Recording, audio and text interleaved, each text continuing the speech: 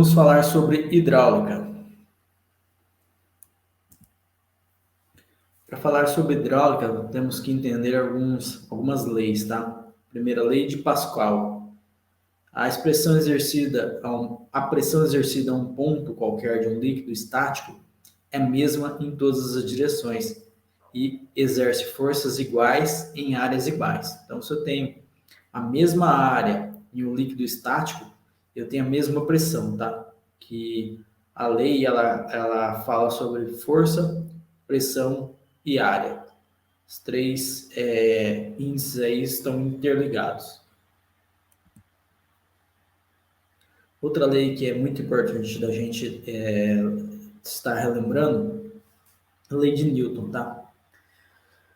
Os fluidos percorrem caminhos que ofereçam menor resistência, sendo assim, há duas possibilidades de fluxo para líquidos, em uma tubulação que pode ter fluxo paralelo ou fluxo em série. Um exemplo aí de uma bomba, tá? Pressurizando num manômetro de 70 bar, manômetro.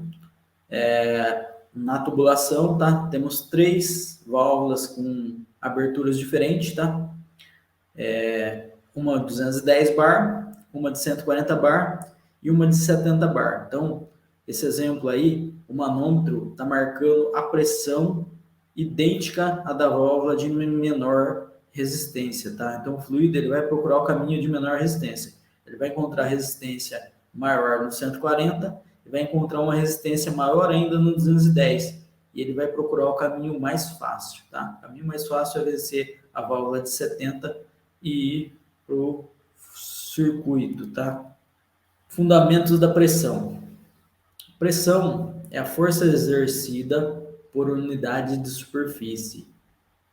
Em hidráulica, a pressão é expressa pela quilograma-força por centímetro quadrado, atmosfera ou bar, tá? Então, esses são os valores que a gente encontra de pressão, tá? A fórmula é pressão é igual a força sobre a área, tá? Força dividido pela área. No exemplo aí temos um homenzinho de 75 kg, tá? Seria a força que ele está aplicando sobre uma área de 1 centímetro, tá? Então ele está aplicando uma força de 75 kg por 1 centímetro quadrado, tá? 75 kg. E se ele estiver fazendo o mesmo homenzinho em cima de uma área de 100 centímetros, a força dele divide, tá? 75 quilos por 100 centímetros, ele está aplicando uma força, uma pressão sobre essa área de 0,75 kg-força por centímetro quadrado, ou seja, 750 gramas por centímetro quadrado. Então, assim, a relação área, força e pressão está diretamente relacionada, tá? Capacidade de vencer a inércia de um corpo nas unidades de medidas é em quilograma-força, tá? Outro exemplo a gente vai utilizar aqui é a força, que é igual a pressão vezes área, tá? Isso é um princípio de um macaco hidráulico, tá? Eu tenho um corpo com uma área menor e um corpo com uma área maior. Então, a pressão, a força nessa área, ela está relacionada à pressão vezes a área, tá? Então, 10 kg vezes 10 centímetros, esse fluido está ligado numa área de 100 centímetros, então ele acaba multiplicando por 10 a força, tá? Então, a referência que ele tem, ele apertando com 10 quilos, ele consegue levantar 100 quilos na outra área, tá? Então, essa relação de pressão vezes área, tá? Vamos dar uma olhada no simulador aqui. Nós temos um diâmetro de 2 polegadas, tá? Por 9 de altura. 6 polegadas por 9 de altura também, tá? Seria a referência aqui, 6 por 4, tá? Aplicamos uma força de 100 libras, tá? Esse diâmetro de 2 para o de 6, ele aplicou uma força de 900 para lá, tá? Então, ó, 900 libras. 100, 9 vezes, foi para 900. Só que a altura do movimento se torna menor, tá? Então, eu movimentei do 6 para o 5, tá? O volume de área é maior, ele dividiu, mas a força foi muito maior, tá? Então, esse é o princípio aí que a gente utiliza força hidráulica, tá? Ok? Lei dos líquidos. Líquido é uma substância constituída de moléculas. Ao contrário dos gases, nos líquidos as moléculas são atraídas umas às outras de forma compacta. Por outro lado, ao contrário dos sólidos, as moléculas não se atraem a ponto de adquirirem posições rígidas. Tá? Então, o líquido ele é diferente de gases, tá? Que se esparçam, se separam, eles ficam atraídos um pelo outro, mas não conseguem ter um formato físico rígido, tá? Então, tem um formato conforme o corpo que ele está em contato. Um fluido hidráulico, o que precisa, tá? Função do fluido hidráulico: transmitir energia, lubrificar peças internas que estão em movimento, transferir calor, vedar folgas entre peças em movimentos, tá? Essas são as funções do fluido hidráulico. Requisitos para ser um fluido hidráulico: baixa expansão por temperatura, ele não pode expandir muito com a variação de temperatura ou diminuir o tamanho com variação de temperatura. Boa condutividade térmica, senão ele não consegue tirar calor do ambiente. Baixa taxa de compressibilidade, então se eu tiver uma taxa de compressão alta, ele não é um bom fluido hidráulico. Baixa formação de espuma, se ele formar espuma, ele acaba tendo dificuldade pós-compressão de oxidar, tá? De trazer oxigênio para dentro do fluido, acaba criando cavitação dentro dos corpos onde ele está passando. Tem que ser não higroscópico, quer dizer, não pode atrair umidade, tá? Tem que ser contra a umidade, não atrair umidade. De difícil ignição, tá? Não pode ter uma ignição muito fácil, dependendo da taxa de compressão que esse fluido vai trabalhar, ele pode explodir, tá? E alto ponto de ebulição e formação de vapor. Se ele for um líquido com baixo ponto de ebulição e baixo ponto para formação de vapor, ele vai, qualquer aquecimento baixo nele, ele vai começar a evaporar ou ferver, tá? Então, essas são características básicas de um fluido hidráulico. A viscosidade é a medida de resistência ao fluxo das moléculas de um líquido quando deslizam umas sobre as outras. E a medida inversa à fluidez, tá? Quanto maior a fluidez, menor a viscosidade. O viscosímetro, tá? Os métodos de medição de viscosidade mais comuns são descritos na norma da BNT, 10441 e a STM D445. São viscosímetros, usualmente depende da força da gravidade sobre os fluidos para fazer passar por um capilar. A medida direta da viscosidade a partir desse método proporciona viscosidade cinemática em Stokes ou em centi-Stokes, tá? Então, esses são exemplos de viscosímetro, tá? Que utiliza a pressão atmosférica como referência para ver qual a viscosidade de cada fluido, tá? Cada líquido. contaminação de lubrificantes. Este é apenas um pequeno segmento das centenas de metros de mangueira hidráulica desta escavadeira 322. Além de transportar óleo hidráulico, esta mangueira está acumulando e transmitindo agentes contaminadores. Esta é uma bomba a pistão do sistema hidráulico da 322. Ela parou de bombear óleo hidráulico, quebrou por excesso de contaminação. A 322 está parada e improdutiva desde que um nível excessivo de agentes contaminadores entrou no sistema e não foi eliminado.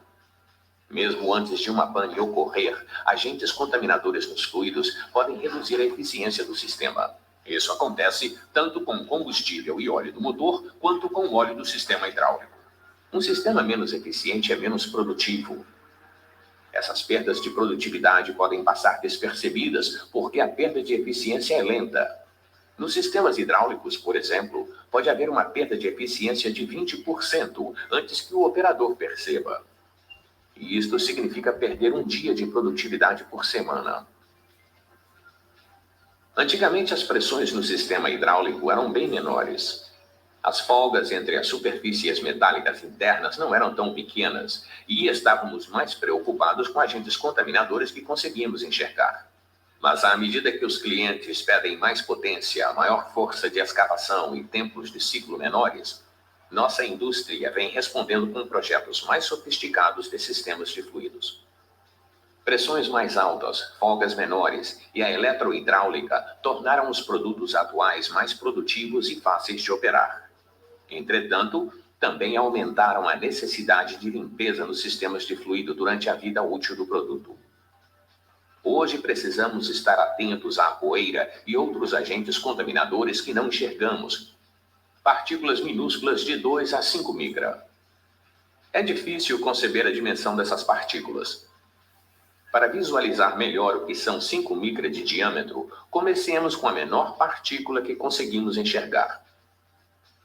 Este é o grão de poeira que você vê na tela de sua TV com 40 micra de diâmetro. Pode-se concluir, vendo os números, que uma partícula de 5 micra tem 1/8 do tamanho de um grão de poeira de 40 micra. Mas para ter uma ideia correta do tamanho, deve-se comparar as seções transversais das partículas e não os diâmetros. Como você pode observar nessa representação, a partícula de 5 micra tem, na verdade, 1/64 do tamanho do grão de poeira que se vê na TV. Devido ao tamanho das folgas dos sistemas atuais, partículas pequenas assim podem dar início ao desgaste prematuro e à perda de eficiência.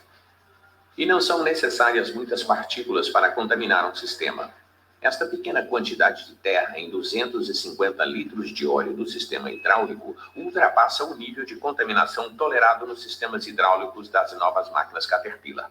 Existem diversas formas de agentes contaminadores, incluindo, por exemplo, poeira, areia, tinta, partículas de desgaste de metais e até fibras de panos de limpeza.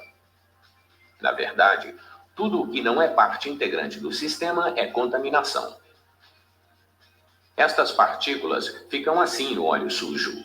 O microscópio revela a verdadeira diferença entre a aparência do óleo sujo e do limpo.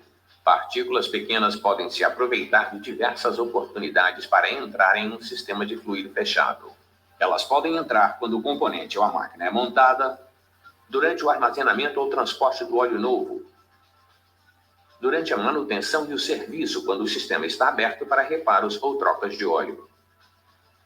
E durante a operação da máquina, por exemplo, ao redor de retentores limpadores gastos ou quando acessórios com conectores ou óleo sujo são trocados. Os agentes contaminadores não têm superfícies lisas. Eles têm formato irregular e arestas pontiagudas que causam abrasão quando roçam em superfícies metálicas, criando outros agentes contaminadores. Vamos acompanhar os agentes contaminadores no óleo do sistema hidráulico quando ele é retirado do tanque através da mangueira até a bomba.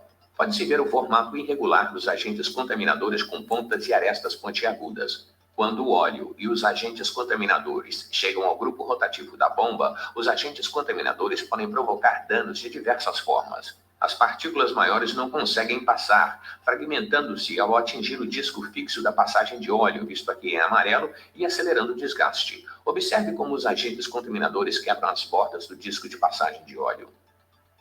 Para vermos outras formas em que a contaminação pode causar problemas, vamos inclinar o desenho da bomba 90 graus para o lado. As partículas podem se depositar entre o pistão e o pé deslizante de latão, representado em roxo, fazendo com que ele emperre. Ou os agentes contaminadores podem arranhar as paredes entre o cilindro e o pistão. Válvulas eletrohidráulicas são mais suscetíveis a danos por agentes contaminadores porque as folgas são ainda menores. Medem de 3 a 4 micra. Algumas partículas aderem às imperfeições da parede naturalmente ou por causa das condições eletromagnéticas na válvula. Este acúmulo ou sedimentação pode reduzir a velocidade do carretel, provocando lentidão, ou pode fazer o carretel hesitar, causando trepidação no sistema. Com o tempo, os agentes contaminadores podem causar um desgaste no carretel, acarretando o vazamento. E às vezes uma partícula grande pode ficar presa e bloquear o movimento na válvula. A contaminação que já está no sistema chega aos cilindros hidráulicos, onde mais sujeira pode entrar por causa de entalhas na haste do cilindro. Um retentor limpador em boas condições impedirá que boa parte da sujeira entre, mas os agentes contaminadores no interior dos entalhes podem passar do retentor limpador para o cilindro. Depois de abandonarem o retentor limpador, os agentes contaminadores movem-se livremente pelo óleo hidráulico. Um entalhe na haste do cilindro não é a única porta de entrada de sujeira no sistema. Ela pode entrar através da superfície da haste por causa de um retentor limpador desgastado. Essas partículas podem arranhar a parede do cilindro, gerando mais partículas e acelerando o desgaste da parede do pistão e dos retentores. Todas essas partículas chegam então ao filtro. O filtro não remove todos os agentes contaminadores em uma única filtragem. Quando o óleo atravessa o meio filtrante, muitas partículas ficam retidas, mas algumas grandes, outras pequenas, vagam pelo meio filtrante e retornam ao sistema através do tubo central.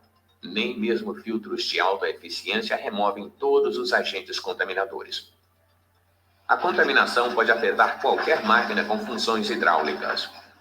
Uma pá de retroescavadeira que oscila para muito longe, ou uma esteira de trator que se move mais rapidamente que a outra sem nenhum comando, pode ser um indício de contaminação.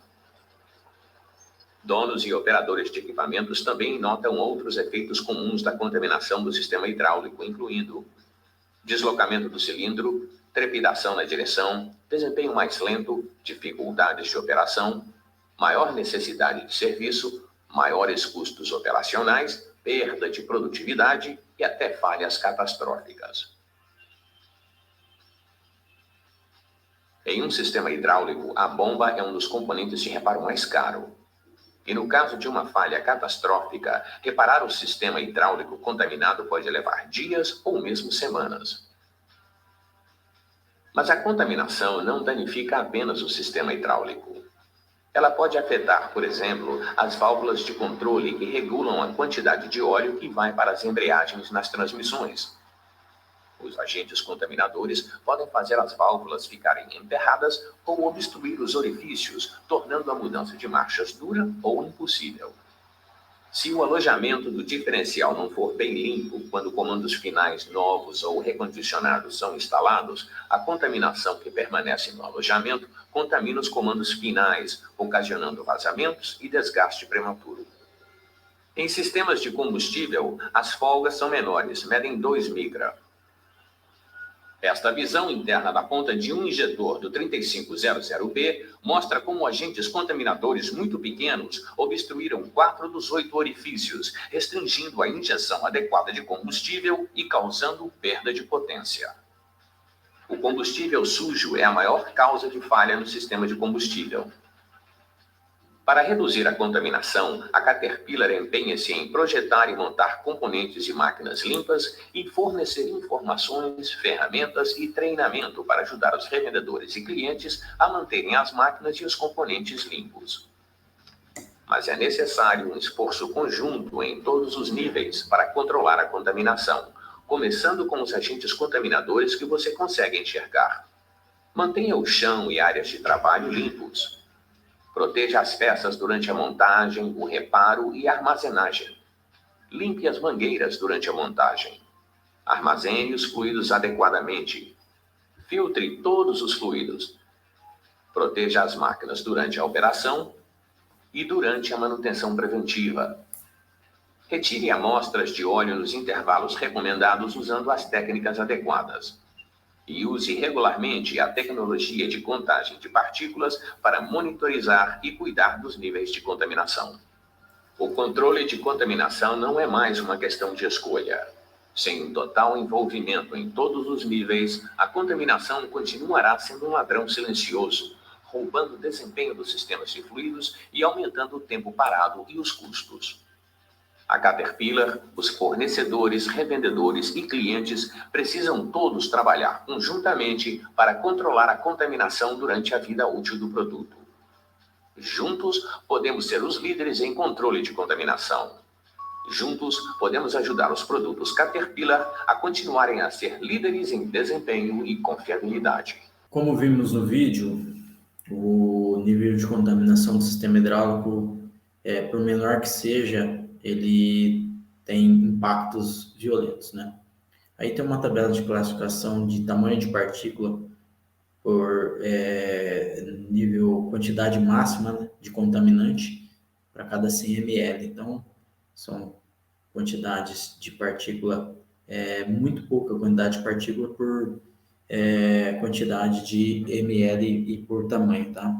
É bem simples de entender a tabela aí. Contaminação do fluido, tá? Tem um nível de contaminação para cada 100 ml, então, a tabela também ISO, tá?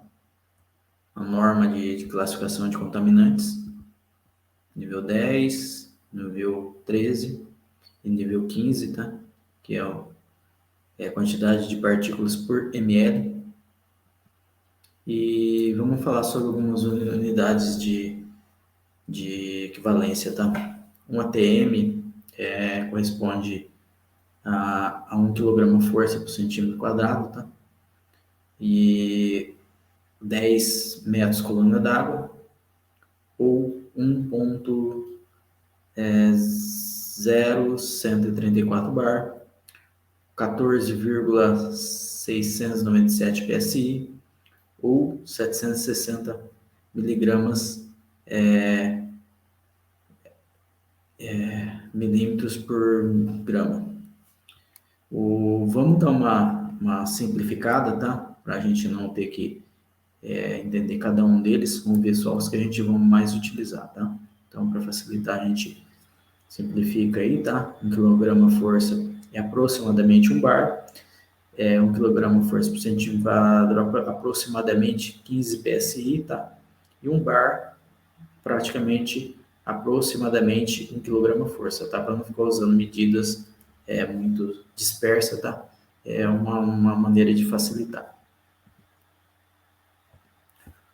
Um fenômeno que é importante da gente tratar quando está falando de lubrificação, de hidráulica, é o fenômeno de cavitação.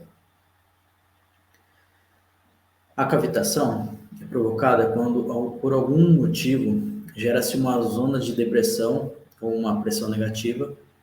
Quando isso ocorre, o fluido tende a vaporizar, formando bolhas de ar. Ao passar para a zona de depressão, o fluido volta a ficar submetido à pressão de trabalho e as bolhas de ar implodem, provocando ondas de choque que provocam desgastes, corrosão ou até mesmo destrói pedaços de rotores, carcaças e tubulações. No exemplo que temos aí, é uma redução de parede de tubo, tá? Então, redução de parede, ele aumenta a velocidade do fluido e logo após aumentar a velocidade, ele tem uma abertura com um espaço, tá? Não tem uma continuidade ou um canto vivo aí, no caso, uma tubulação. Esse canto vivo é um local onde ele gera pressões, tá? Uma pressão negativa, criando bolhas de ar para facilitar a cavitação. Então, em tubulações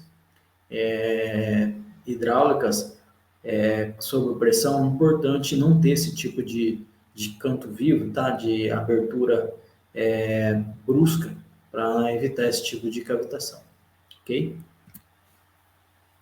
Falar sobre bombas, tá? Iniciar falando da bomba de deslocamento não positivo, tá?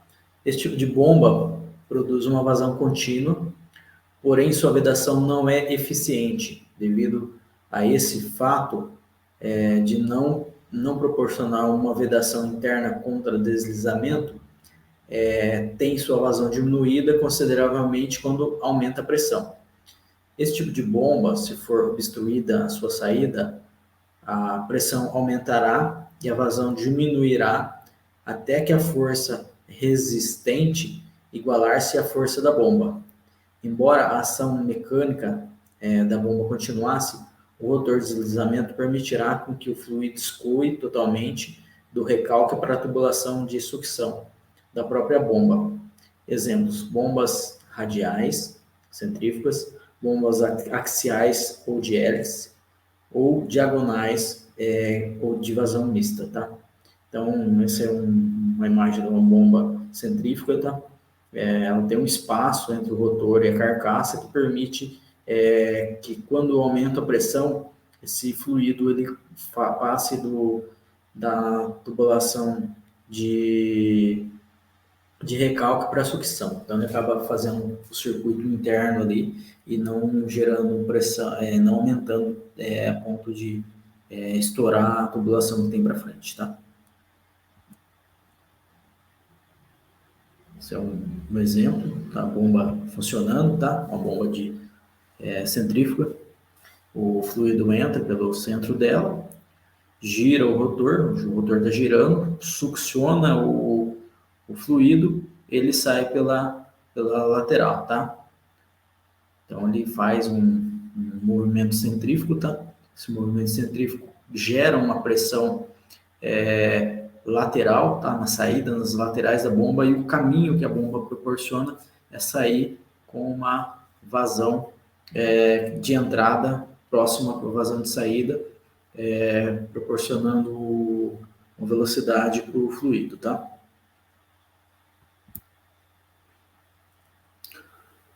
Outra bomba de volumétrica ou deslocamento positivo, tá?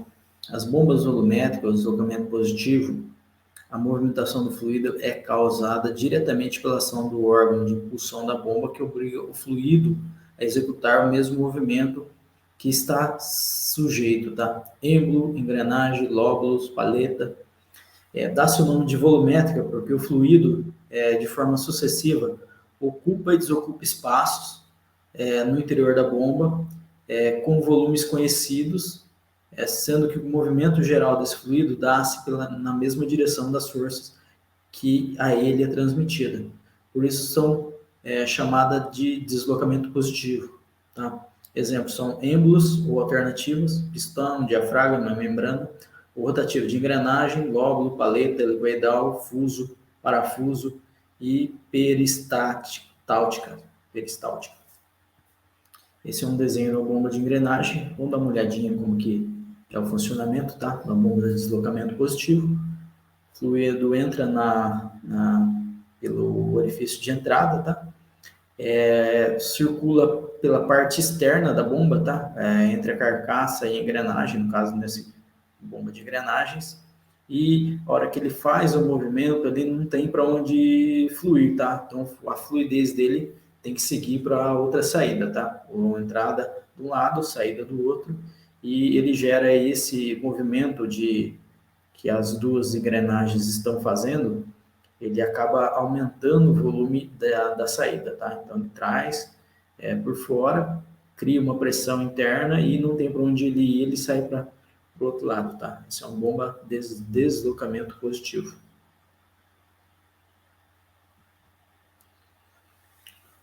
Calculando vazão de uma bomba, deslocamento positivo, tá? O QB seria a vazão da bomba, tá? Quantos litros por minuto que eu tenho na bomba. O VG, o volume de absorção, tá? Centímetros cúbicos por rotação, quantos centímetros cúbicos por rotação. O N seria a rotação em RPM.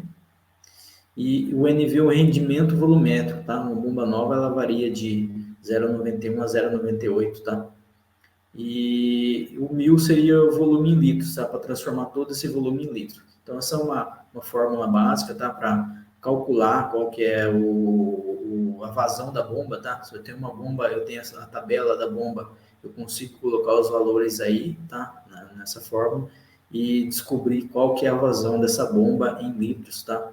Importante fazer o uso dessas informações aí quando for dimensionar algum sistema, tá? Ou fazer alguma substituição de uma bomba de um modelo para outro. O reservatório ou tanque desempenha várias funções no sistema hidráulico, sendo as principais armazenar fluido e dissipar calor.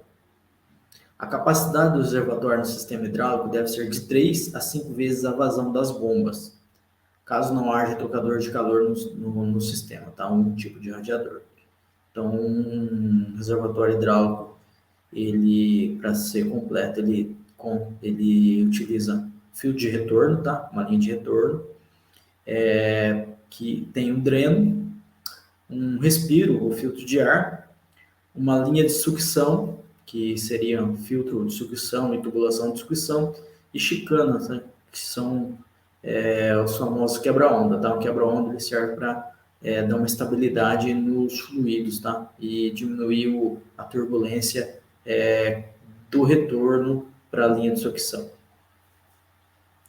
Simbologia do filtro de reservatório é essa simbologia que está aí do lado, tá?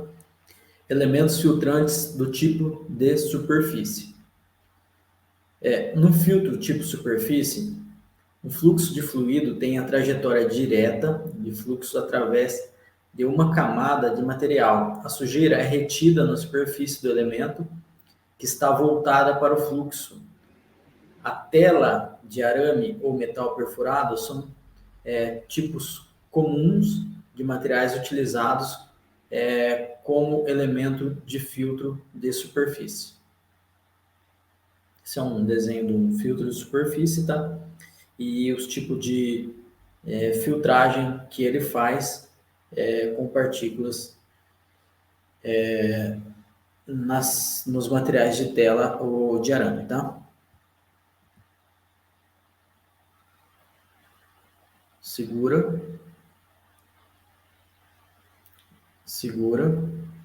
e passa, tá? Então, assim, ele tem essa facilidade de segurar alguns tipos de materiais e alguns materiais com formatos diferentes acabam passando, tá?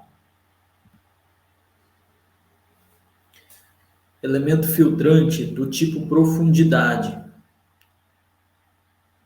Os elementos do filtro de profundidade forçam o fluido a passar através de uma espessura variável de várias camadas de materiais. A contaminação é retida por causa do entrelaçamento das fibras, que, consequentemente, a trajetória irregular que o fluido deve tomar, os papéis tratados e os materiais sintéticos são usados comumente como materiais porosos de elementos de filtro de profundidade. Então, esses filtros eles não têm um fluxo contínuo como no outro, tá? Então ele muda a trajetória do fluido, segurando partículas em locais diferentes, tá?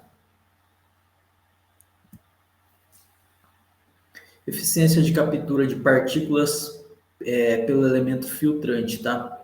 Razão beta é o tamanho de partícula e eficiência de separação do mesmo por partícula. Então, está relacionado aí uma razão 101, ele vai ter uma eficiência de 1%, tá? De 1.1, 9%. 1.5, 33%. 2.0, 50%. 5.0, 80%. 10, 90%.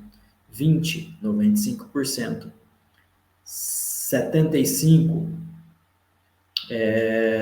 98,7%. 100, 99%. 200, 99,5%. E 1000, razão beta 1000, 99,9% de eficiência na separação de partículas, tá? Essa é uma classificação de elementos filtrantes, tá? A gente consegue identificar isso pelo fabricante.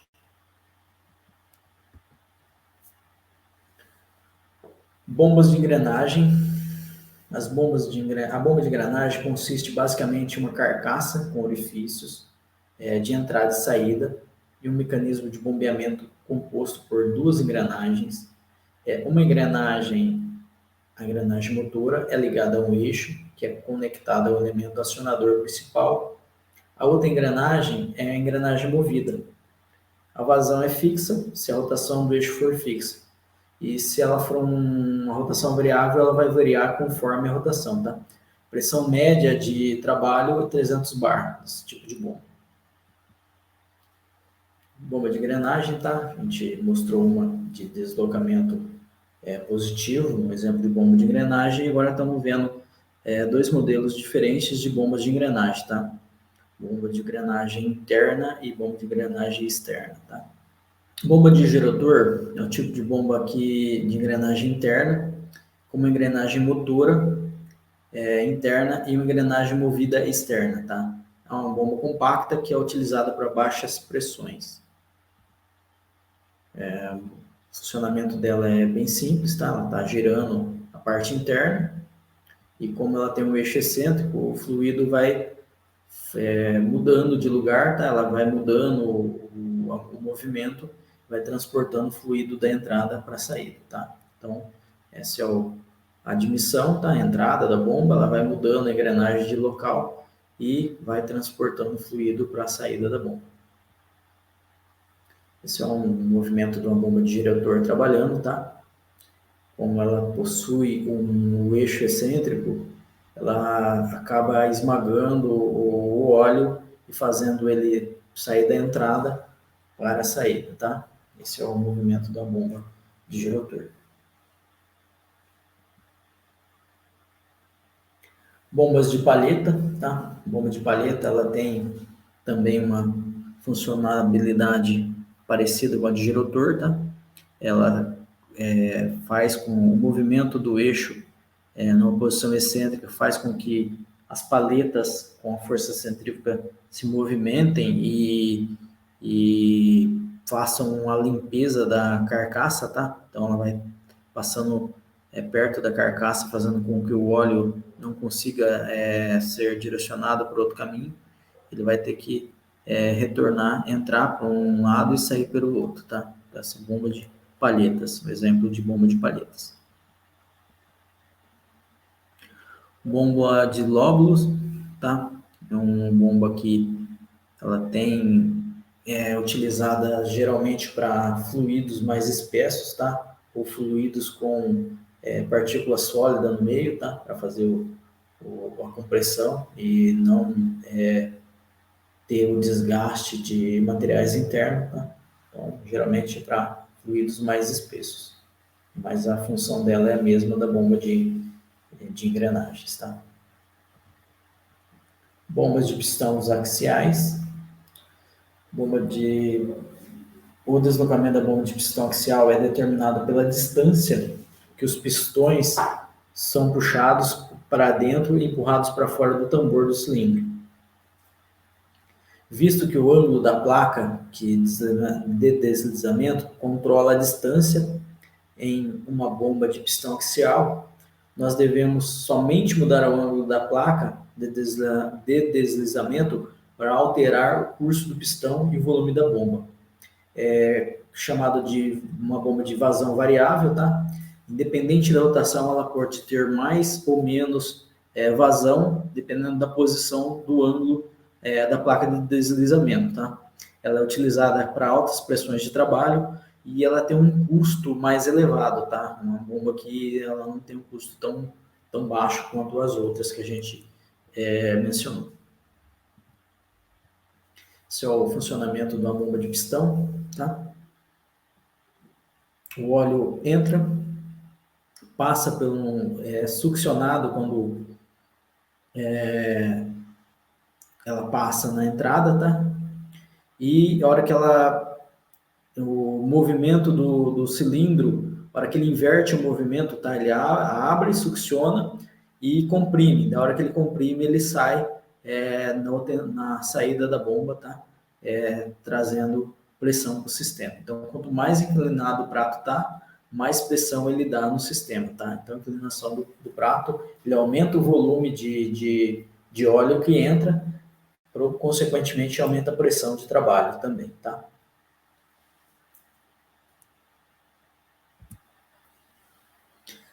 Bombas de diafragma, também é um tipo de bomba de pistão, mas é uma bomba com baixa, geralmente uma bomba com baixa vazão.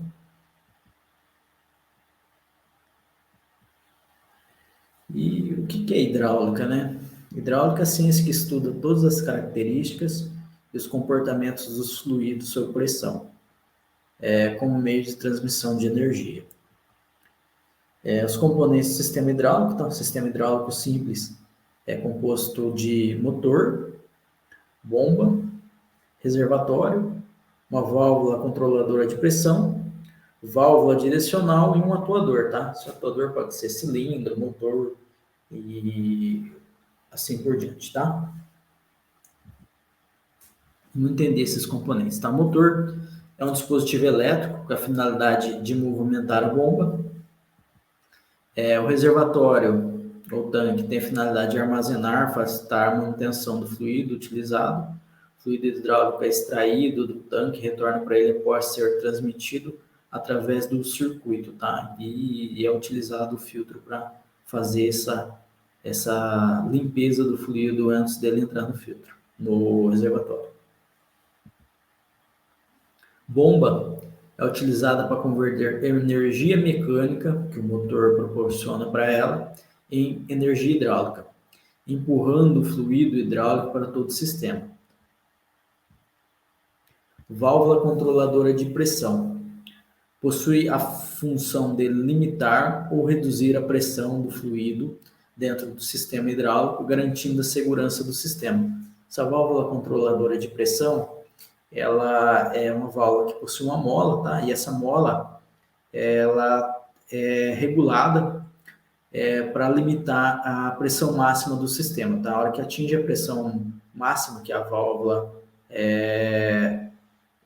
entende que está regulada, né? A pressão máxima que a válvula está regulada, o fluido vence a mola e é descarregado para o tanque, tá? Válvula de controle direcional permite que o fluido flua por caminhos diferentes, tá? A fim de controlar elementos dentro do sistema hidráulico.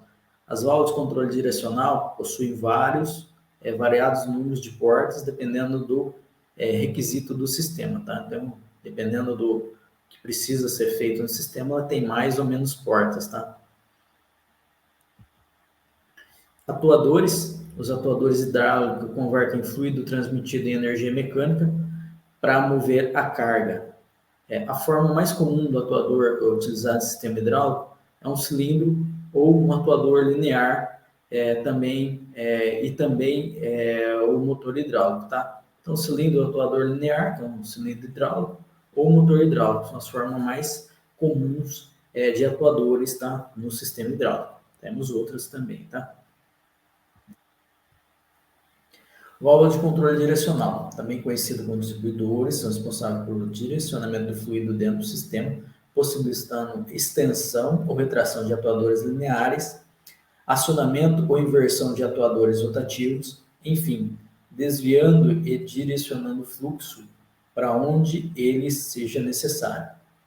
Temos tipo de pistão, de esfera, possui internamente pistão, ou esfera apoiada em uma sede, possui boa vedação. As válvulas de retenção são desse tipo. Tipo de carretel deslizante, possui um carretel com ranhuras e rebaixamentos que comunicam diversas tomadas de fluidos, determinando a direção do fluxo. O carretel desliza com folga mínima. De carretel rotativo, consiste num rotor que gira com folga mínima dentro de um corpo, e o fluido entra por uma conexão central e o giro do rotor direciona o fluido para o outro fluxo, tá?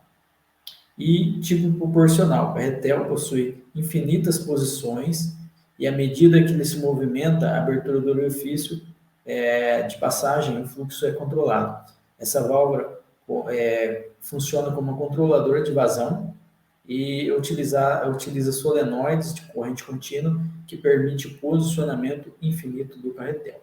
Tá? Então, são os tipos de válvula de controle direcional. Esse é um exemplo de válvula de controle múltiplos manual, tá? Então, ela pode ser acionada por alavanca ou cabo. E dependendo do posicionamento que a alavanca está, ela permite mais ou menos passagem de óleo ou inversão da posição do óleo, tá? Blocos direcionais, tá? Um bloco eletrohidráulico, temos acionamento por solenoide, quando tem um bloco direcional eletrohidráulico com acionamento elétrico. Atuador linear, a gente já mencionou sobre o atuador linear, né, e o que ele como que ele é formado, tá? Ele tem a camisa, tá? Que é a parte externa, a camisa do corpo do cilindro, retentor de vedação, raspador para evitar a entrada de materiais externos, tá? Anel O-ring para evitar o vazamento do fluido para fora, guia do cilindro e êmbolo, que são o que vai determinar o movimento do cilindro, tá? E as vedações tanto do interna do cilindro quanto a externa do êmbolo, tá? Essas são as partes de um cilindro hidráulico atuador linear. Atuadores rotativos, ou seja, motores hidráulicos de engrenagem. Os motores hidráulicos transformam energia de trabalho hidráulico em energia mecânica rotativa, que é aplicada ao objeto resistivo por meio de um eixo. Deslocamento de 0 a 300 cilindradas, pressão máxima 300 bar e a faixa de rotação de 500 a 10.000 RPM. Tá? O atuador rotativo, ele faz o efeito contrário da bomba, tá? A bomba, ela recebe uma energia mecânica, o movimento da bomba transforma a energia mecânica em energia hidráulica. O motor, ele recebe essa energia hidráulica por meio do fluido e transmite essa energia hidráulica que veio da bomba para uma energia mecânica. Então, ele consegue movimentar alguma coisa por meio da energia hidráulica. Temos atuadores rotativos de pistões axiais, tá? Que são motores hidráulicos que transformam a energia do trabalho hidráulico em mecânica rotativa por meio de um eixo, tá? Também. Deslocamento de 200 cilindradas, tá? Máximo. E a pressão máxima de trabalho é de 600 bar, tá? Então, um deslocamento com uma pressão bem alta. Temos no sistema hidráulico acumuladores tipo bexiga. Acumulador tipo balão consiste em uma bexiga de borracha sintética dentro de uma carcaça de metal. Essa bexiga é enchida com gás comprimido. Uma válvula tipo assento localizada no orifício de saída fecha o orifício quando o gás, quando o acumulador está completamente vazio, tá? Como que é feito o sistema, tá? Tem uma tubulação que está acoplada a esse sistema e quando tem um pico de pressão dentro da tubulação ou dentro daquele circuito que está acoplado, essa bexiga com gás inerte, um gás que não tem muita variação por temperatura, de volume por temperatura, ela comprime, ela vence a bexiga, comprime esse gás e amortece o impacto. É como se fosse um amortecedor de impacto hidráulico dentro